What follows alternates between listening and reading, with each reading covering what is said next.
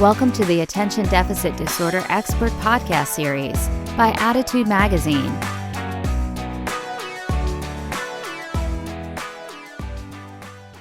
Hello, everyone.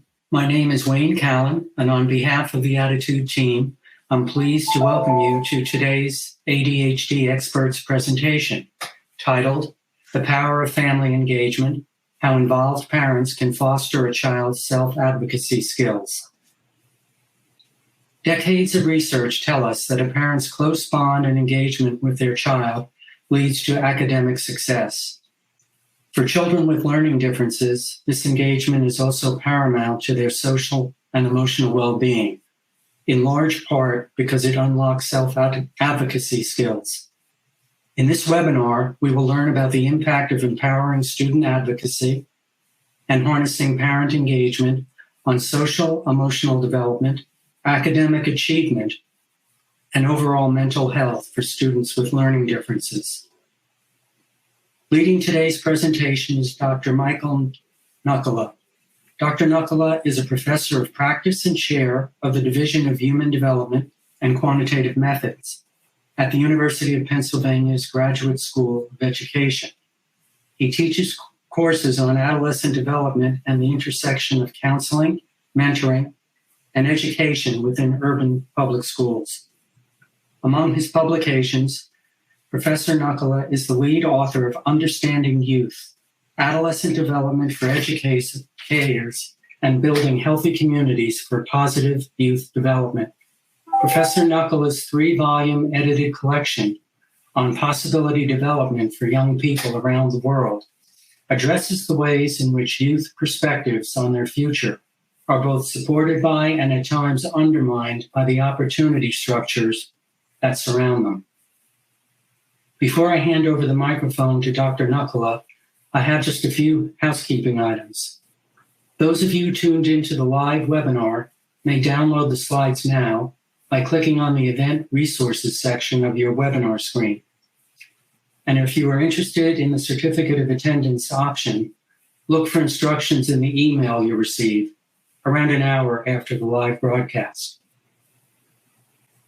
If you are listening in replay or podcast mode, visit attitudemag.com and search podcast 381 to access the slides, the webinar replay, and the Certificate of Attendance option.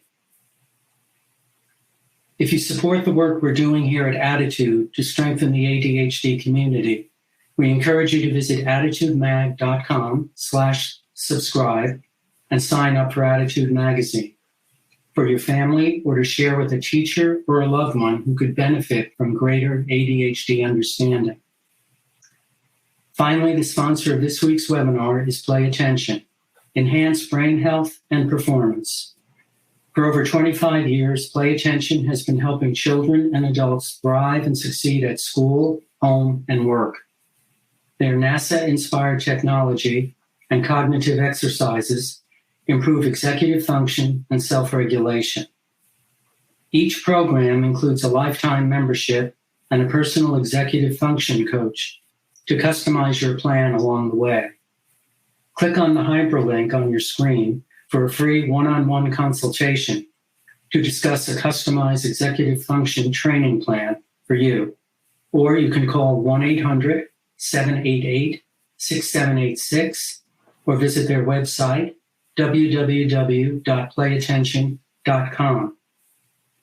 Attitude thanks our sponsors for supporting our webinars. Sponsorship has no influence on speaker selection or webinar content. So without further ado, I'm pleased to welcome Dr. Nakkula. Thanks so much for joining us today. We really appreciate it to lead the discussion. Wayne, thank you. It's a delight to be here. You know, with a topic like parent engagement with their students, it's an area I could talk about all day. So I promise to keep things under control and within our time constraints so we have a chance to interact with each other toward the end. But before I begin, I want to thank my colleague, Eric Tishalis, who really began much of the work with me that I'm going to talk about today. Eric was a longtime educator and a real advocate of children, adolescents, and parents. So, Eric, if you're out there anywhere, thanks for the help in putting this together. And My later colleagues on parent engagement, Sylvia and Jared, I want to thank you as well. Without the three of you, we wouldn't be here today in the place we're in. So I think the moral of that story is nothing happens alone. It's all about partnership. And that's very much what this talk is going to be about. So just to touch on the basic points on this slide for the folks who are listening, the key points that we'll talk about today include student agency and voice. They're not quite the same thing, but they're highly related, and we're going to unpack that a little bit. The vital role of parent engagement in education, that is not as straightforward a topic as it might seem. Many educators know that some parents engage in ways that are not always so healthy, and I will say, including me with my own children at times. So engagement is one thing, constructive engagement is another, and we'll get into that a little bit as well. And the magic combination of student voice and family engagement, what is it about this connection that leads to the outcomes we find in our research? And again, as I mentioned a moment ago, I think it comes down to partnership. When parents partner with their children in education and in other areas, things tend to go much better than if one side is telling the other what to do and moving along kind of at odds with one another. So there's research and resources that support agency and engagement. You'll see some of those in the slides. I just want to say this piece for context. There's more information in the slides than I'll talk about in the brief time we have together. And part of the reason that information is there, so you as participants, whether you are parents or educators or you play some other role with children, there are plenty of resources here to look at on your own time. So we hope the benefits of this presentation go far beyond the talk today and really open up opportunities for you to get involved more deeply even in this groundbreaking work. And then at the end, there's an invitation to join my colleagues and I in what I really consider a breakthrough in parent, student, and school engagement. It's a new app called Gabon, which I'm going to talk about a little bit. It's something I've been looking for a long time. A clear avenue, a direct link, if you will, between students in school and their parents at home. Teachers I talk to, school leaders I talk to, are very high on this aspect of parent-student school engagement, which I'll talk about a little bit as we go along. So much of the work that I'm talking about today comes from this document that I put together with my colleague Eric Deschalis a number of years ago on motivation, engagement, and student voice. And this came out of an effort to promote higher levels of student-centered learning. There are advocates around the country, including the folks from an organization called Jobs for the Future. In Boston, Jobs for the Future was collaborating with the Nellie Mae Education Foundation around student-centered learning. And as I got more deeply into that topic with my colleague Eric, for us, it came down to these three pieces: motivation, engagement, and voice.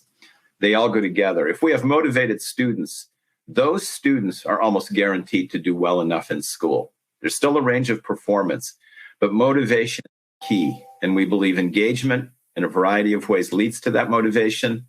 And when student voice is at the center of the process, engagement goes up and motivation goes up as well. So you might think of this as the trifecta, if you will: motivation, engagement, and voice. So student agency and student voice, what does this really mean? So I'm not going to read what you see on the slide, but agency is really that capacity we have to be agents in our own lives. We often hear about this as being proactive. Are students proactive in going after their educational goals? Are young adults proactive in going after their life goals? So agency breaks down really into being an agent of change in our own lives, and ultimately then in our school environments and in the communities around us.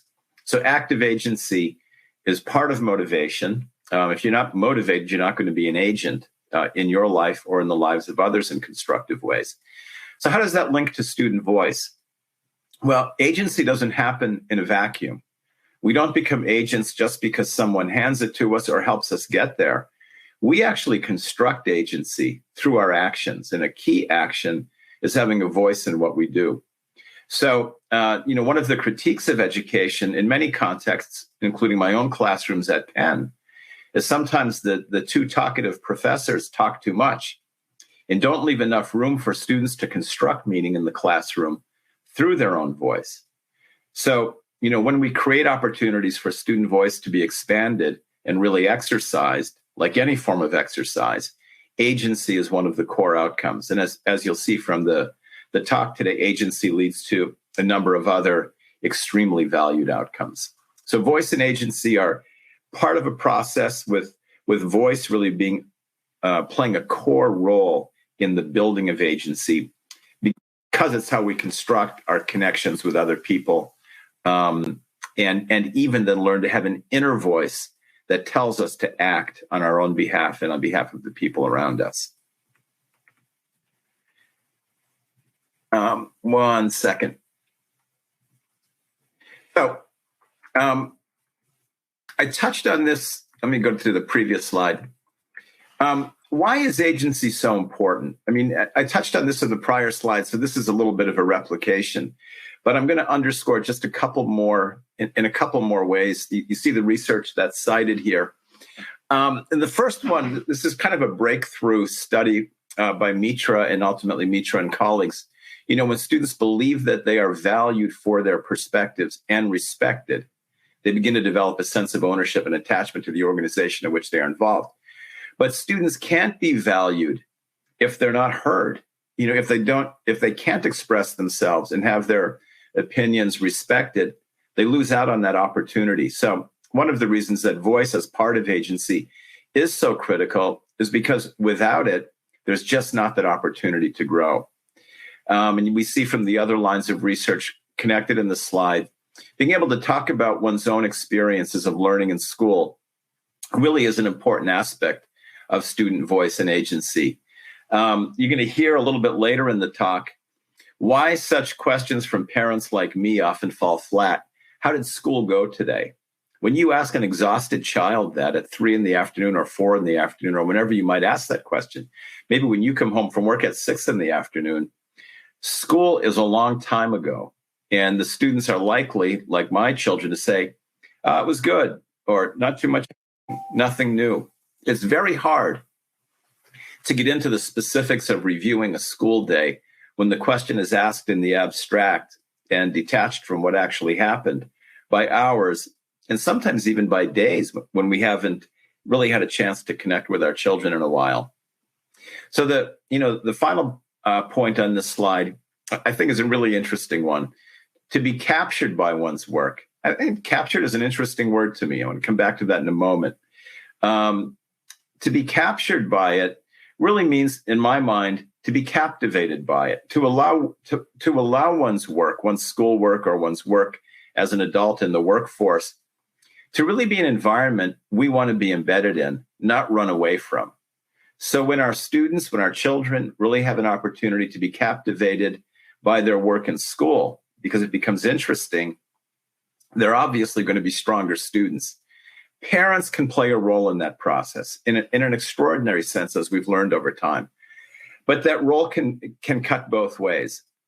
Parents can actually get in the way of students' engagement in school if the communication processes are too unilateral, and parents are asking about school, not liking the answers they get, and correcting their children's responses to kind of fit their own model of how their children should be engaging in school. We call that one-way unilateral communication from parents, where parents are trying to be the correctors or advisors of their children. And we all play that role to a certain degree as parents. We have to play that role, but we can play it in more skilled ways that don't turn our students off or our children off from talking with us.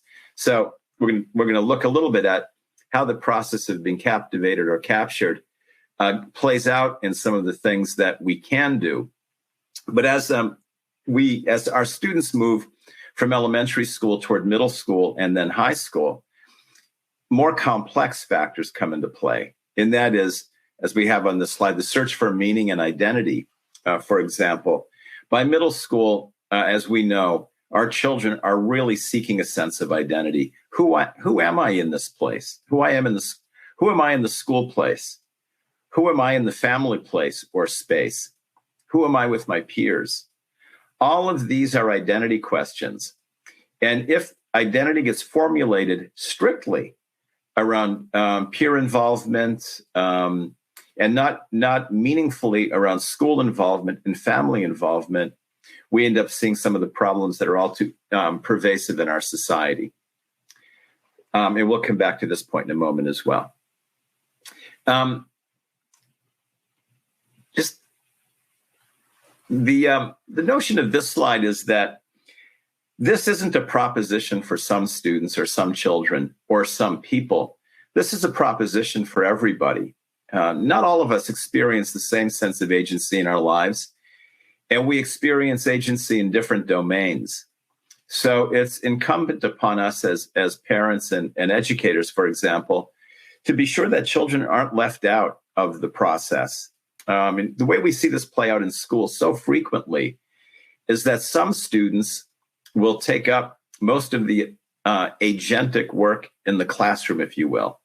We have the active talkers, the active engagers. And my colleague, Karen Foster, with whom I worked for many years on issues like this one, used to call it the star kid phenomenon. Every teacher likes having star kids in the classroom who ignite conversation.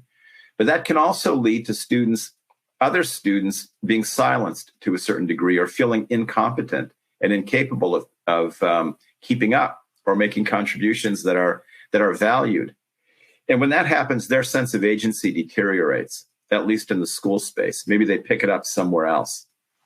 So teachers know this, but it's important to really reach all of our students to the best of our ability.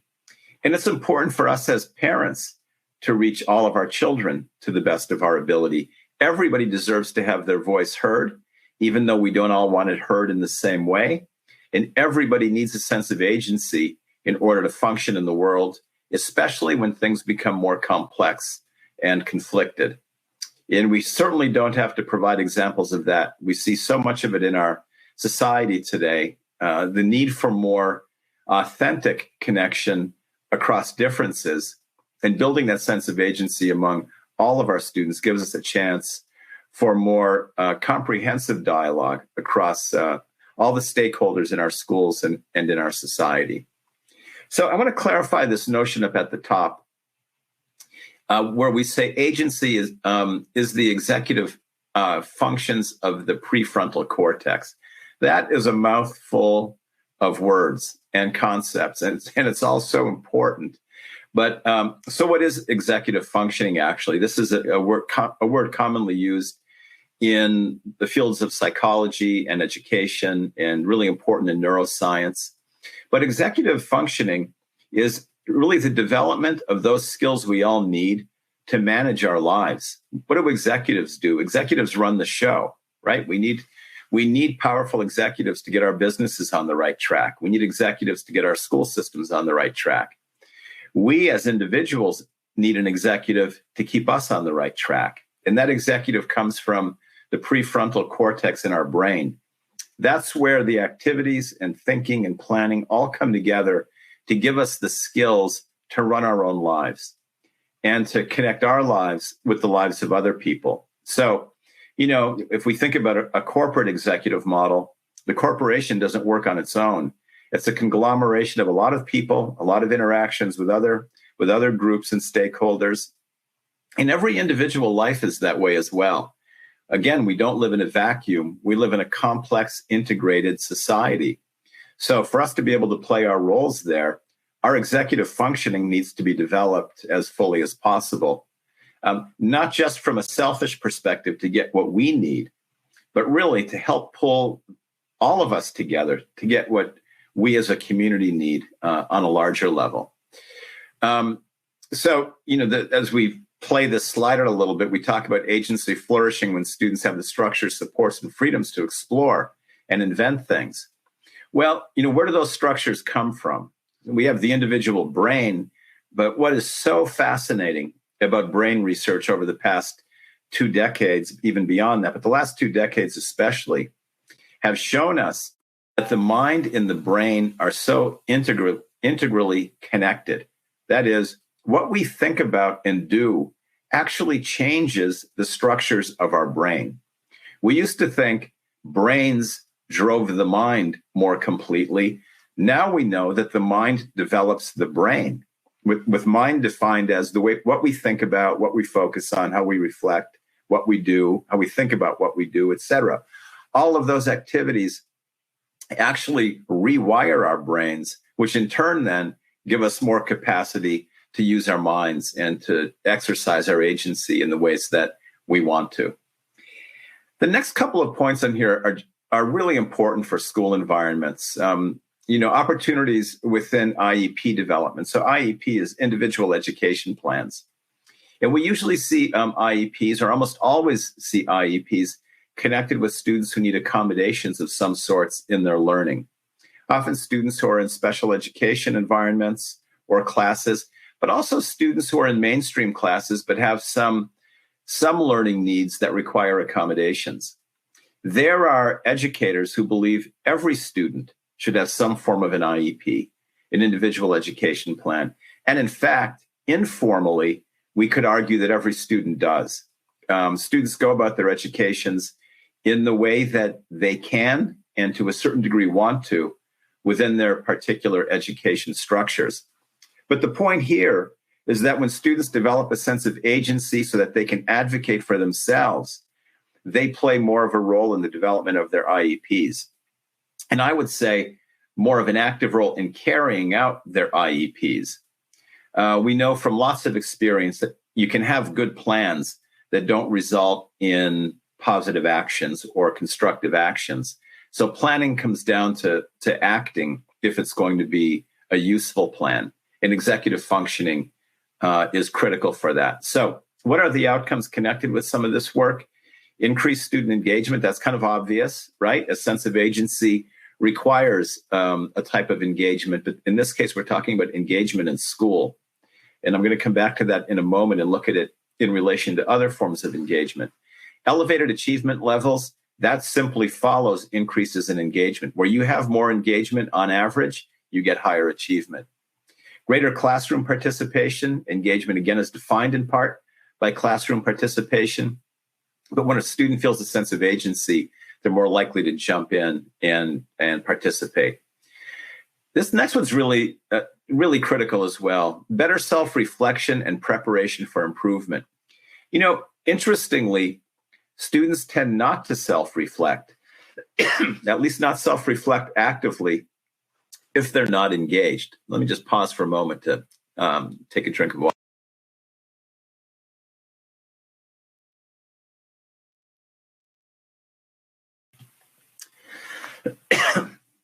I'm talking a little too fast. I'm not accustomed to the individual monologue without more interaction along the way. So excuse me for that. But self-reflection is another exercise of voice. It is a way of looking at ourselves and carrying out an internal discussion about how things are going. And in some of the work that I do, we talk about two arcs in a learning process. A forward arc of projection, where you throw yourself into your work, you throw yourself into your activities. So when we talk about agency, it's taking an agentic stance to really get involved in things. The return arc of reflection asks us to question what it all means. So I did this. What's the benefit of it? What came out of my actions or activities that are going to be helpful to me and helpful to others? So you might think about those two arcs, the arc of projection, being projected into action, and the arc of reflection. And from an educational perspective, it's that reflective arc that leads to higher level learning, really critiquing what it is that we're doing so that we can do it better in the future. The final point here, which is so important in everything we see in society with young people and older people alike, decreases in anxiety and behavior problems. In my work as a psychologist, I'm called upon to address issues of anxiety, stress, and depression. They tend to go hand in hand. And they often come from high stress conditions in school. And they're often conditions where students are struggling alone without the support from parents or other personnel that can help them work through some of the challenges that they're engaged in. So with more of a sense of agency and connectedness to others, anxiety tends to be reduced. It tends to be increased through isolation and reduced through connectedness. The second part of this is interesting as well, behavior problems. I've talked to some people who think or believe that an increased sense of agency for some students might lead to increased behavior problems. And I can understand why one might think that. But here's the logic behind why we see otherwise through our research. When students are connected to learning, when they feel like they have an agentic role in the learning process, they're bought in, if you will. They're in the learning process. When they're not connected, they tend to act out. If they don't feel welcomed in a certain context, like school or a friendship group, they'll act out in opposition to that. This is where we hear language like oppositional defiant behavior or disorders. Oppositionality tends to be a response to not feeling welcomed, whether one is welcomed or not. It's a felt sense of not being welcomed, and that often leads to acting out. So if we can engage with students so they feel in it, involved in our work, and central to it, they're less likely to feel a need to act out through opposition. Michael, can I possibly jump in, because several people have shown some interest in, as a child is developing agency, a lot of times, especially among students with ADHD, their conclusion about themselves, even at an early age, is that because their grades aren't up to snuff or whatever that is, they feel like losers, and their morale is very low. Can that undercut their agency, even with parents working hard to help develop it? Absolutely. In fact, one of the things we know very clearly, Wayne, is that there's no panacea. All of these things go together and they're part of a working process. But for students who are feeling disenfranchised, falling behind in school, and demoralized, that is absolutely going to make it harder for parents to engage with them in certain ways, which is why that engagement is all the more important. So let me make sure I have this right, Wayne, so I can give a bit of an explanation to that. Sure. Before we move on. Yeah. We often feel that if we do the right thing as parents or as educators, we can have an immediate and direct impact on our children and our students. But the fact of the matter is that the impact is usually nonlinear and occurs over time. So we have to be willing to sometimes accept the process for what it is, even when we don't see the outcome yet. The likelihood is that outcome will come over time. The thing we do know is that whatever status the child is in, a state of feeling demoralized or disconnected, whatever that may be, engagement with constructive support is the most effective thing we can do. Engagement with constructive support. But it doesn't mean that that engagement with constructive support is going to show overnight results. It often will take time. Not sure if that's getting at the question precisely, but that's how I'm hearing it. No, that's perfect. That addresses it.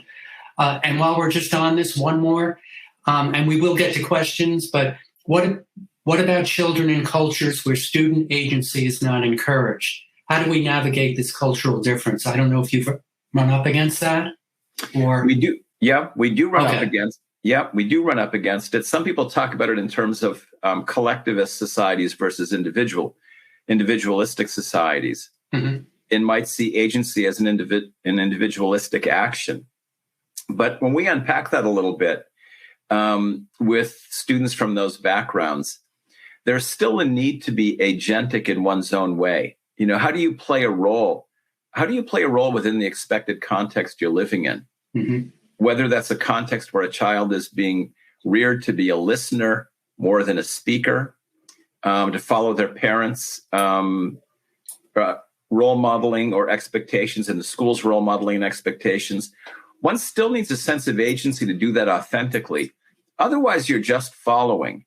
So even in cultures or families where parents want their children to behave and follow the rules, there is still typically a desire to have that done authentically. they don't necessarily want their children to be followers as they're growing up, but role players, kind of within a collectivist right. endeavor. Right. Yep. Okay. Well, I didn't want to interrupt too much, but I just wanted to get those questions answered now. So that was helpful, and it gave me a chance to catch my voice a little bit as well. Yeah, okay, good. Right. So I moved around on the slides a little bit to make sure that I was in the right place. So let's pick up for the sake of time, let's pick up right here. We have about 10 minutes or so left before we open it up to 10 to 15 minutes before we open it up to further questions. But the impact of agency on voice comes in many forms. And again, I think those questions that were just raised are really critical ones, because it underscores the fact that this is a process, a longitudinal process, if you will, not a short-term endeavor, though we do see short-term breakthroughs as well. But we talk about competencies. Let me just go up to the previous slide for one moment, and I'll come right back to this one. We hit on that one pretty well. Competencies and skills. What are educators trying to accomplish in school? They don't just want their students to learn facts for the most part. They want them to become skilled learners and skilled actors in the world. But agency can lead to competencies in all of the following areas: physical, intellectual, psychological, and social emotional. Because what is agency and voice? It's a form of leadership, leadership in one's own way. So to be proactively involved in the physical arena or in sports, for example, comes with many benefits. Hard to do that without some sense of agency. And I want to add this just to complicate it a little bit, because Wayne, those questions made me think about the kind of interdependency of some forms of agency. It's not solely an individual act. It's very much an interdependent act. So the capacity to connect with peers who might be athletes can get one involved in the physical domain or other types of physical activities. The same thing with the intellectual arena. I've seen tremendous intellectual gains from students who were interactively connected with peers, even when teachers and parents couldn't move them as effectively.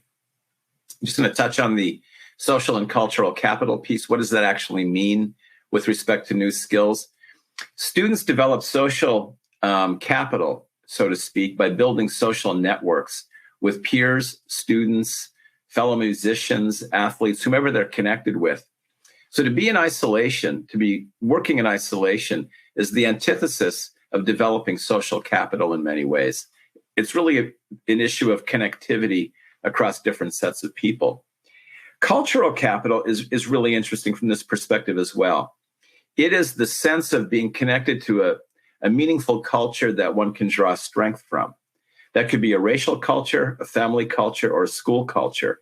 So again, these things come down to interdependence, interconnectedness, as opposed to kind of just individual strengths.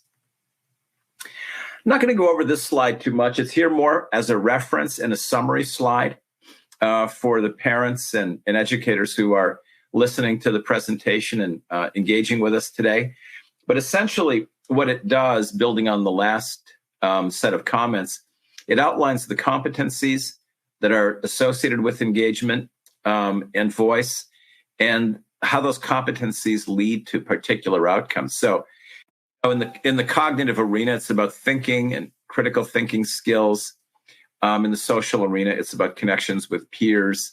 In the emotional arena, it's the sense you have of yourself and how emotionally connected you are to not only yourself as a person, but to the world at large, including your peer groups. So I know there's a lot of busyness on here, but it gets at this point that agency really is an interpersonal process as much as an individual one. It's all about connecting, which we're going to wrap up with in a moment. The next slide is also here. This is one of my favorite syntheses of the research on this topic. And again, I give Eric Tishalis a lot of credit for pulling this together. But it addresses student voice along a continuum and really shows how it's not one thing. So on the left-hand side, the minimal degree of voice or manifestation of voice is like raising your hand in school and expressing an opinion. And certainly that is important when, especially for students who might not be so inclined to do that. If you move all the way along the continuum to the right side, you get into leadership. And basically what this graphic shows us is how one can move from making minimal contributions to being a more connected and participatory actor, all the way toward the end of the continuum where you're taking a leadership in areas that matter. I'm a real proponent in honing in on the middle of this, where we see participation and partnership. In my mind, that's what it's all about. How we build partnerships with others in the world in order to make a contribution. And, parent-child engagement is at its core a partnership. When it's a unilateral process in the way I was talking about earlier, where it's one-way communication with parents either telling children what to do or unilaterally children not listening, either just following what their parents want them to do or not listening, that's not really a partnership. It's kind of a form of disengagement that really makes it hard to get to the more complex tasks that we'll all need to do as we move into more demanding environments. So again, this is here for future reference more than for us to unpack today, given the amount of time we have available. I've been talking a lot about parent engagement in various ways as we've gone through the presentation, but I just want to not take for granted a common understanding for what it is. So I've been using the language of unilateralism a little bit. There are parents who are very actively involved with their children's lives in authoritative roles or disciplinary roles. And certainly we have to do that. And it is a type of parent engagement, but it tends not to be the most constructive one over time. The type of parent engagement that we find most helpful for managing children's behavior, for helping them move forward in the world, is interactive engagement. So the opposite of unilateral engagement is reciprocal engagement, where there's a back and forth, where a parent isn't just a teller of what to do, but also a listener of how our children are doing. And believe me, I have played multiple sides of this arrangement in my role with my two children. I have children who are now 21 and 19 years old. And as I became a better listener over time, I became a better partner with my children. And as I became a better partner with my children, I was able to have more of an impact on them and what they do. And they were actually able to have more of an impact on me and what I can do better as a parent to support them. So we in the social psychology arena, we call this reciprocity.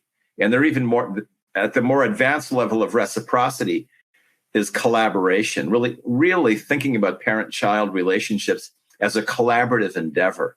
How are we going to do this together so our children get the best outcomes in life and parents get the gratification we so desire by having positive relationships with our children and seeing our children do well in school and elsewhere? So reciprocity is very much at the key of this.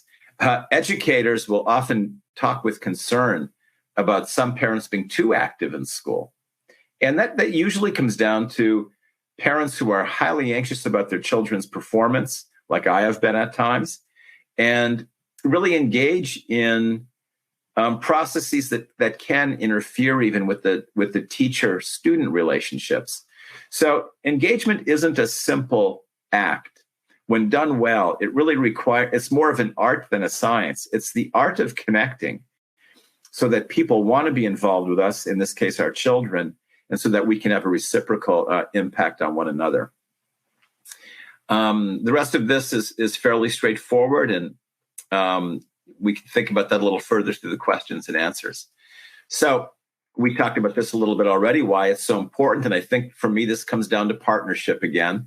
And I touched on the teacher role in this in my last comment, but parents, teachers, and students are in this together, but we're not always in it in the same way. We have multiple agendas. Our kids have multiple teachers over time and even multiple teachers in 1 year. So those communication processes are complex and sometimes too complex to work through with all the nuance that we'd like. So what do we do about that? How do we help make the connections across parents, teachers, and students more effectively, kind of in support of our students being more engaged learners. We talked about this a little bit earlier, but reciprocal parent engagement strengthens family connections, improves parent-child communication, provides a family window into their child's day from home, the child's school day, that is, and has the impact of reducing anxiety, including the all-important factor of parent anxiety.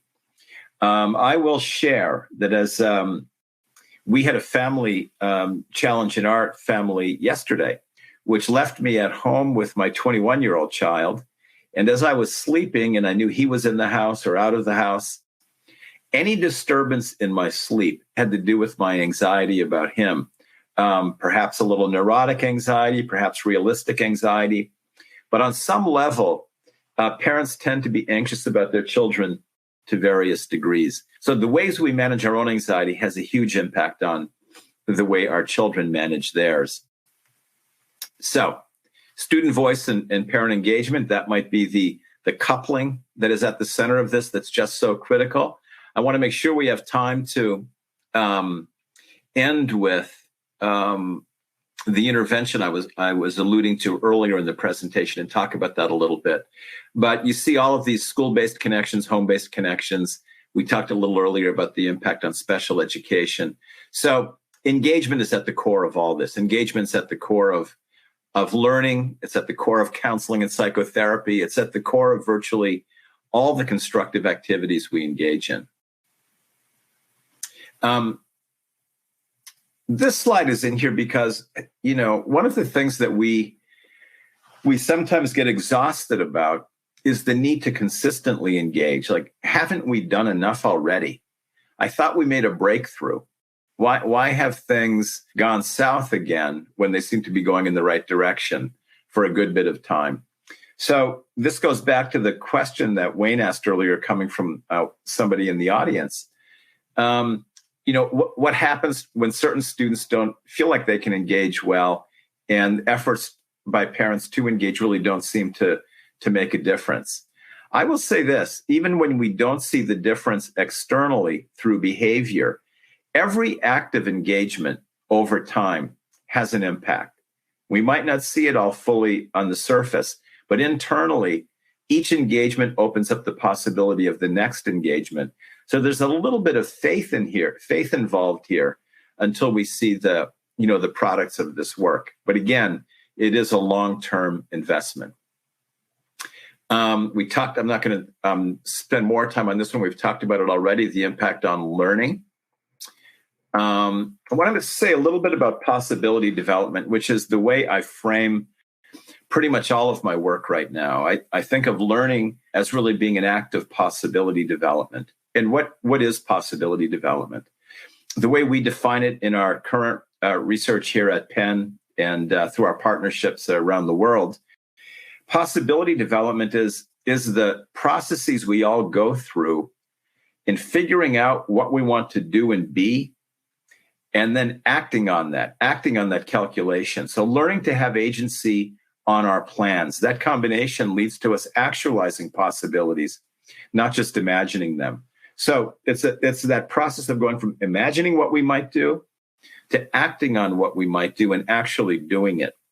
So it's we've written a lot about this, and we really see it as the core of education, and some of my colleagues see it as the core of workforce development as well. What possibilities can we create through our work, and what do we need to do in order to actualize those possibilities?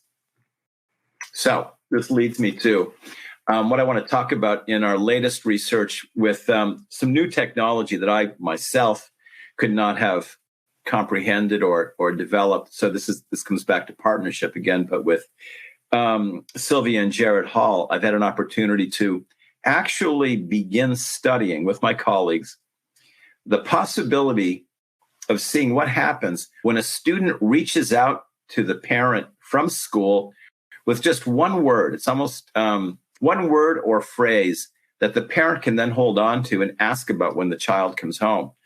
So earlier in the presentation, I mentioned this notion of it being so difficult to get children to respond to parents in the abstract. when we just ask, how was your school day? Well, Gabon is a direct answer to that. It asks the student to lead the conversation, the after-school conversation, by saying something about what happened in the school day that the parents can then ask about later in the day. And we have so far seen this turn into extraordinary conversations that I believe would not have happened without the capacity to communicate in this way. We're looking for more partners in this work because it's just taking off. So if you're interested in being involved, anyone on this call, or you think someone else might be interested, you can reach out to Sylvia at Gabon, as you see on the slide here, and you'll have access to these slides. I just want to end by giving you a couple of examples of what we've seen already with the use of this technology. A student sends the word robot home, and the parent thinks, well, what is that discussion going to be about? Was there a welding project in school? And the student goes on to say much more, that it's about bringing consciousness to AI and how robots of all sorts engage with the world. So in this case, the parent might have thought the student, their child, had not been thinking of artificial intelligence at all, or the role of robots in our future that many of us older people are thinking about. So it leads to more in-depth conversations. That I'm not going to go through all these with you because we just don't have time now. But the car didn't blow up. And of course, the all-pervasive comment, nothing, which I love, with nothing as a conversation starter. And he goes, I love biology, but grades have dropped. So he says nothing is the thing he leads, and the parent then inquires about nothing. And the conversation moves from there. So in a nutshell, the impact of having an opportunity to look at student-initiated parent engagement about school has the potential for building family connectedness, a sense of confidence, all the things you see on here, because child-parent communication has been found to be perhaps the most important factor in overall brain development and social and emotional development for children. Again, it's not the panacea, but we know we can't do without it. So with that said, I'm out of my time for talking at you, and now we'll save a little bit more time to talk with you. But thanks for being here. Thanks for engaging in this conversation, and I look forward to hearing what's on your mind. Thanks for the great presentation, Michael. It was excellent. Here's one we get a lot, I know, at Attitude Magazine. It's a tough one. How do you motivate a 12-year-old boy to be his own agent when he doesn't care about school or really anything? Yeah, boy, I've been there. And that's Wayne, we see that in school all the time. That might be one of the biggest challenges we take on in school counseling work with middle school students, the 12-year-old boy who says they don't care about anything. So first and foremost, communication is a defense mechanism. When a person says, I don't care about anything, they're saying much more than I don't care about anything. They might be saying, I'm not capable, I'm not confident. But I would see that very communication as an outreach of sorts, and I would take it very seriously. The espoused lack of caring, I would, as a therapist, I would turn that around and say that the person is asking for reasons to believe that they themselves are worth caring about, that they have something of value. So I think when parents communicate with their children around this, one of the unilateral things we typically do is tell them, no, you are worthwhile. We love you. You're a great person. And those messages are important to communicate about. But I think what I look for in this work, and what I think, technologies like Gabon have an opportunity to help us with, might be considered kernels of care. Not the big picture. We often talk about the need to develop purpose in life. Critically important, but purpose starts with a kernel. It's not always this big grand exploration or engagement in meaning. Can we find these little kernels of care that we can focus on and cultivate with our children so they grow into something else? I just want to tell you just one quick caveat on that as well, Wayne. We did a study of a school in New York that was showing impressive results in teacher-student connectedness. And as we listened to students talk about what they got out of that school, many of the students said just what you asked about. They said, when I came to this school in the 9th grade, I didn't care. And they talked about all of these things and I didn't believe it because I'd never seen it. But when you experience being cared about over time, you start seeing that it's real. And once you see that it's real, you start caring about learning. The students didn't say it quite in that summed up a way, but that's a summary of what many of the students told us. We don't feel cared about in school, and therefore we don't care about learning. It goes back to the notion of care being a two-way street, in us doing all we can to tap into the parts of our children and our students that we find meaningful and we hope they can find meaningful. Mm-hmm. At what age can parents, teachers, et cetera, start helping a child develop agency/voice or voice/agency? And as a corollary to that, do you feel that they should be students at a young age, be part of their building their IEP? Those are great questions. For the first one, at what point do we help children start beginning to develop a sense of agency? That starts in infancy. It's and in fact, sometimes infants and toddlers are more agentic than kindergartners and first graders, that the sense of agency gets socialized out of some children by forcing them into contexts where they have to fit in and not be agentic, to continue to listen, to follow the rules, both things of which are important. But how can we help our students fit in and follow the rules while also building a sense of self and being an active engager in those contexts while following rules? So toddlerhood is all about developing agency, as it's often talked about, learning to stand on your own 2 feet, and then take action in the world. So that's the beginning of the process of agency. In kindergarten, preschool is so important for a variety of reasons, but not primarily for early learning of the alphabet or literacy or things to that effect, but really for being a connected engager with peers and teachers. If students can learn to be connectors, can feel like they have some role in their relationships, they are on average going to be more receptive to learning. The IEP question, I hear on multiple levels. Every student should be involved in an IEP at the level of discussing how they can take action on their plan, how they feel about their plan. There are aspects of IEPs that are too complex, technically to share with a third grader or, in technical terms. But how can we translate the language of an IEP into a vocabulary children can connect with so that they can participate in it? Because they must be involved in the IEP for the IEP to work. It can't simply be imposed on them. Mm-hmm. They have to buy in as participants on some level. So I think there are varying degrees of involvement, but perhaps the most important one is talking with students about the accommodations, why they're being made, and how they might be helpful, and getting the student feedback on that. Mm-hmm. A couple of parents have asked, how do you know when the support they're providing to, enhance agency is not being constructive, especially for a young adult? So you've sort of outlined what it is we should all be striving for, but how do you know when it's not helping? Well, such complex questions, because what could look like not helping might actually be helpful, right? We often see people who are opposed. They're oppositional to support.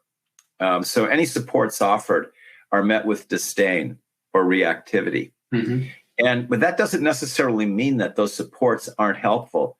It might mean, in fact, the disdain and reactivity could itself be a form of agency. I'm not going to just let you tell me what to do or what's right for me. I have a sense of what's right for me. And, I went through something precisely like this with my young adult child. I had to recognize that I was saying too much. It was falling on deaf ears. He was feeling lectured to, and it was counterproductive. As I had to let go, and that came with more anxiety for me. I had to let go a bit and bring him in more And once he felt that I wasn't going to counter every interpretation he had, but relatively hear him and ask him questions as opposed to telling him things, we got on better footing. I'm not saying that's a panacea. Life is challenging all along the way, and he still has a way to go. Mm-hmm. But I recognized that that my efforts were failing because he was feeling like they were too unilateral. So, we have to read the audience. In this case, the most important audience member is our own child. And there are no absolute right and wrong answers to this stuff, but we have to be as attuned as we can as listeners and as engagers. Right. And a couple of parents are going to hold you to your promise that, unless I missed it somehow, being captured by work versus being captivated by work. Do you want to expand on that a little? Yeah, I didn't really mean it as a versus. I meant it as in relation to each other. Being captivated means really being connected to it and engaged by it. And captured, then it becomes a holding environment for us. We want to be integrated into work contexts that are meaningful. And when that happens, we're captured in the best of ways, not captives, but really captivated participants. So they go together. I didn't really mean it in a versus term. Oh, okay. Okay. And are there any tried and true methods in terms of enhancing that, either by a teacher or a parent? The tried and true method really, I believe, is interactivity. Okay. I hear this among faculty members at Penn. If faculty members at Penn feel like they're told what to do, they become less engaged. We have to feel like we have a stake in the work and that our contributions are meaningful. Mm-hmm. Okay. I think that's ours about up. We might have a minute, but I'm not sure I'll give you enough time to answer the question. So why don't we just end it here? I thought it was excellent. You educated me, and I'm sure others on this topic. Wonderful insights. So thank you. Thank you, Wayne, and thank you, everyone, for attending. It was really a pleasure to be here with you and have a chance to, initiate a conversation today. Great. Make sure you don't miss future Attitude webinars, articles, or research updates by signing up to receive our free email newsletters at attitudemag.com/newsletters. If you are listening in replay or podcast mode, visit attitudemag.com and search podcast 381 to access the slides, the webinar replay, and the certificate of attendance option. If you support the work we're doing here at Attitude to strengthen the ADHD community, we encourage you to visit attitudemag.com/subscribe and sign up for Attitude Magazine for your family, or to share with a teacher or a loved one who could benefit from greater ADHD understanding. Thank you, everyone, and have a great day. For more Attitude podcasts and information on living well with attention deficit, visit attitudemag.com. That's ADDITUDEMAG.com.